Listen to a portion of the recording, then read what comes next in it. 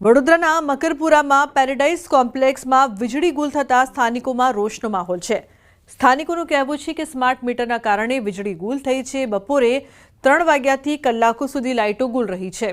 લગભગ 84 ફ્લેટના નાગરિકો લાઇટ વગર રહ્યા તેમજ વીજ કંપની સાથે વાત કરતા યોગ્ય જવાબ ન આપ્યાનો પણ આક્ષેપ કર્યો છે। અમારે 3 વાગ્યાથી લાઇટ નથી। અમારે નાની મોટું જે હતું પ્રોબ્લેમ એ અમે લોકોએ ક્રિએટ કર્યું। જેબીમાં ફોન કર્યો, જેબીમાં ફોન કર્યા પછી ત્યાંથી કહેવા લાગ્યા કે ટૂંક જ સમયમાં જેબી વાળા આવશે, પણ એના કલાક 1.5 કલાક પછી જેબી વાળા આવે છે, જોઈને પાછા જાય છે। પાછા અમે ફોન કરીએ છીએ, પાછા આવે છે। પછી ત્યાંથી ઇન્ફોર્મેશન એવી મળવામાં આવે છે કે તમારું સ્માર્ટ મીટર છે એટલે ત્યાંથી જ ઓનલાઈન તમારું બંધ થઈ ગયું છે। જેબીમાં સંપર્ક કર્યો તેમને એવું કીધું કે અમારા અધિકારી હમણાં આવશે અને જોશે, પણ એ આવીને જતા રહ્યા અને ત્યાંથી પછી કોઈ છે નહીં।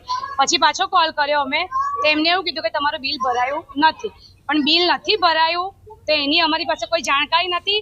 આજે આપણે સ્માર્ટફોનનો ઉપયોગ કરીએ છીએ, એમાં પણ આપણું રિચાર્જ પૂરું તો 3 દિવસ પહેલા નોટિફિકેશન આપણી પાસે આવે છે કે રિચાર્જ પૂરું થાય છે, પણ કરાવીએ તો તૈયારીમાં એ પણ થઈ જાય છે। આજે બિલ ભર્યા પછી પણ અમે 3 કલાકથી હેરાનગતિનો સામનો કરીએ છીએ અને અમારે 14 માળની બિલ્ડિંગ છે, નાના બાળકો છે, બુઝુર્ગો છે, બધા જ છે। એમને કેટલી હેરાનગતિ 14 માળ આજે ઉતરવો ચડવો, જે સરકારી અધિકારીઓ છે તમે એમને જઈને પૂછો।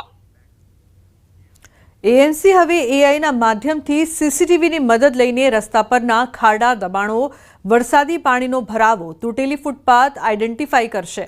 અમદાવાદ શહેરના વધતા વિસ્તાર અને વધતી ટ્રાફિકની સમસ્યાને ધ્યાને લઈને smart city Ahmedabad development limited દ્વારા સેફ એન્ડ સિક્યોર પ્રોજેક્ટ અંતર્ગત 100 જંકશન પર કેમેરા લગાવવાનું આયોજન કરવામાં આવ્યું છે, જે પૈકી 16 જંકશન પર કેમેરા લગાવવાની કામગીરી ચાલુ કરી દેવામાં આવી છે।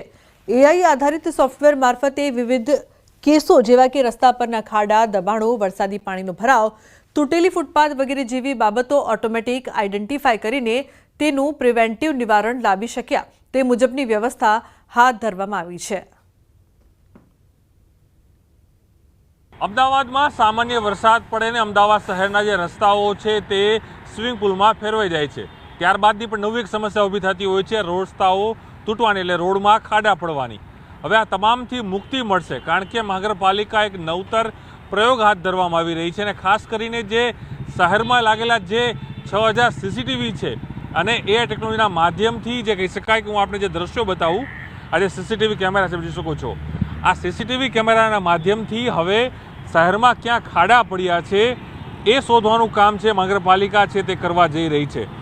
ખાસ કરીને જે કહી શકાય કે વરસાદ બાદ જે સમસ્યા ઊભી થતી હોય છે આ શહેરમાં, તેને લઈને મહાનગરપાલિકાએ એક નવતર પ્રયોગ હાથ ધર્યો છે અને હવે એઆઈ ટેકનોલોજીના માધ્યમથી અને ખાસ કરીને સીસીટીવીના મદદથી જે શહેરના રસ્તાઓમાં ખાડા પડ્યા છે, દબાણો થયા છે, વરસાદી પાણી ભરાયા છે, તૂટેલી ફૂટપાથો છે, એ તમામ જે છે તેની આઈડેન્ટિફિકેશન તે કરવામાં આવશે, તેની તપાસ છે કરવામાં આવશે અને ખાસ કરીને તે કયા વિસ્તારમાં છે તેનું આખું એનાલિસિસ કરવામાં આવશે। કારણ કે સરકાર દ્વારા જે સ્માર્ટ સિટી પ્રોજેક્ટ હતો તે અંતર્ગત 2018માં જે સેફ એન્ડ સિક્યોર પ્રોજેક્ટ હતો તે અંતર્ગત હવે કહી શકાય જે 6000 સીસીટીવી કેમેરા છે તેના માધ્યમથી નવું જે 100થી પણ વધુ જંકશનો છે તે ઊભા કરવામાં આવશે અને જંકશનના માધ્યમથી સીસીટીવીના માધ્યમથી શહેરમાં પડેલા જે ખાડાઓ છે, વરસાદી પાણી છે અને ખાસ કરીને દબાણો થઈ રહ્યા છે ફૂટપાથ ઉપર અને ફૂટપાથો તૂટી ગયેલી છે તેનું નિરીક્ષણ હવે